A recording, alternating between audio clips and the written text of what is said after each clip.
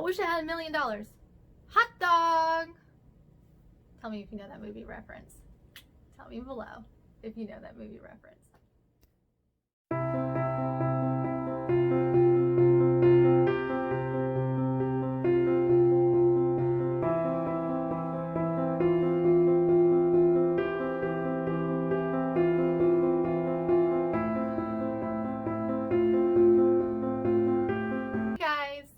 Michelle here from Memoirs of a Movie Maven, and the movie I'm reviewing for you today is The Secret Dare to Dream.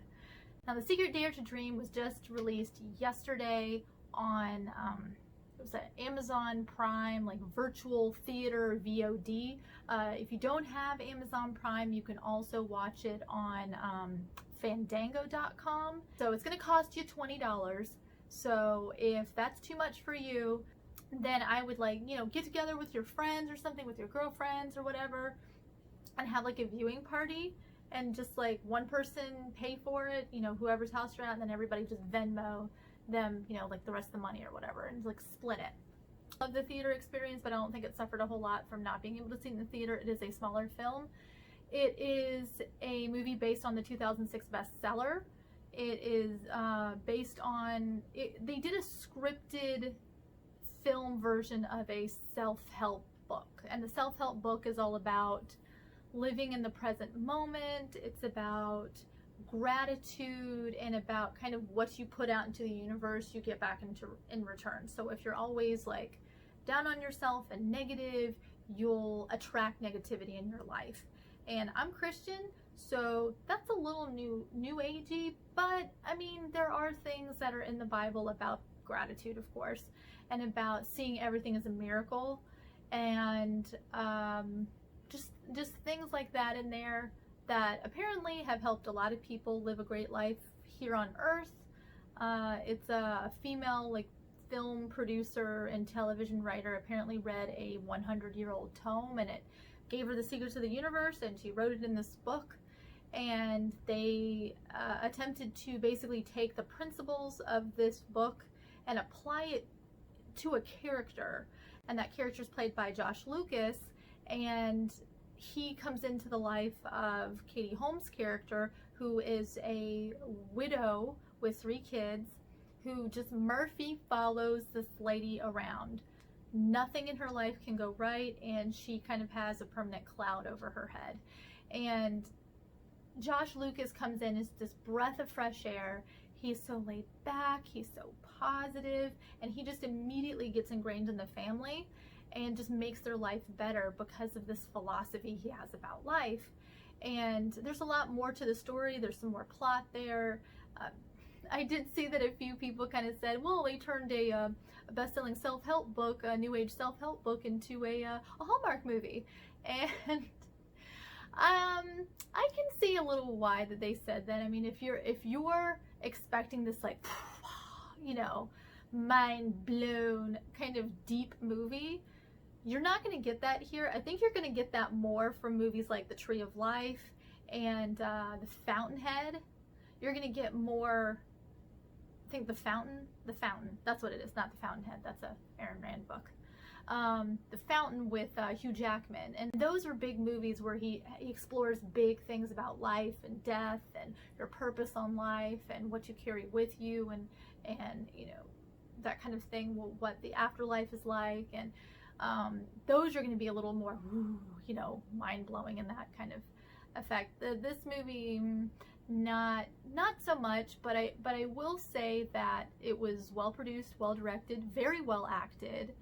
And it was a very sweet, tame movie. There's not like a whole lot of sex or anything in this movie. There's nothing, I mean, like, teenage girls could watch this movie.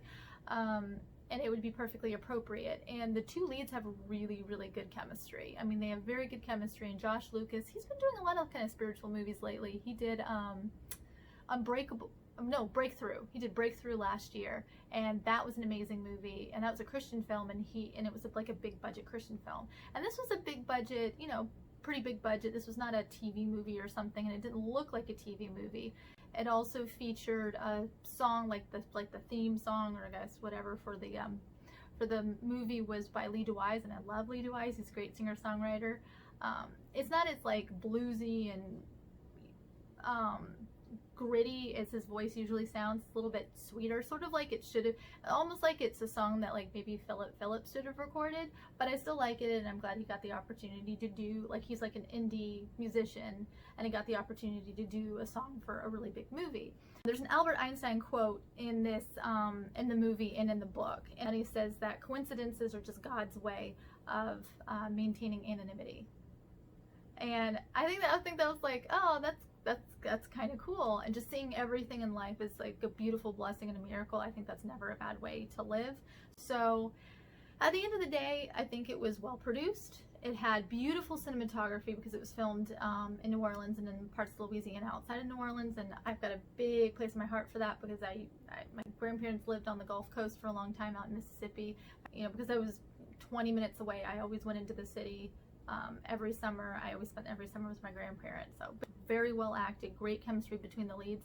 But at the end of the day, it's not a life-changing movie. If you read the book, you'll see the application of the lessons in a person's life, which is might be kind of neat, but I wouldn't expect anything as mind-blowing as maybe the book was for you.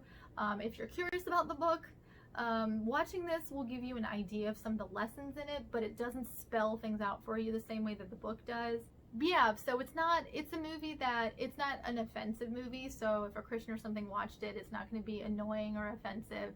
If an atheist or something watched it, again, it's not going to be annoying or offensive, or, you know, I mean, it was a nice way to kind of spend an evening. It left me with a really lovely, positive feeling at the end of the movie. It's really nice to see Katie Holmes shine. She's starting to do some really fantastic independent films, and she's in her 40s, and that, you know, that's awesome that she's making these artistic roles, and she's doing such a great job. And then I like Josh Lucas a lot. I've always liked him. Yeah, I would recommend this, but I probably wouldn't recommend $20 for this movie unless you just really love the book and want to support it, or really love one of the leads or something. Maybe you're an extra in the movie and you really want to see yourself. I don't know. But, you know, maybe just split it with a couple of people so it ends up being cheaper than what it would have been in the theater, or just wait a few months and it'll be out on like Redbox or Video on Demand and get it for $5. My rating for this movie would be, it is, you know, a solid little romantic movie that won't leave you crying, that is uplifting and a little bit more, I guess, realistic than other like rom-coms and romance movies and overwrought Nicholas Sparks movies. This is not that. So thanks you guys for watching. Please follow me on all the social media. I'll have those linked below, on Instagram and Facebook and all the places.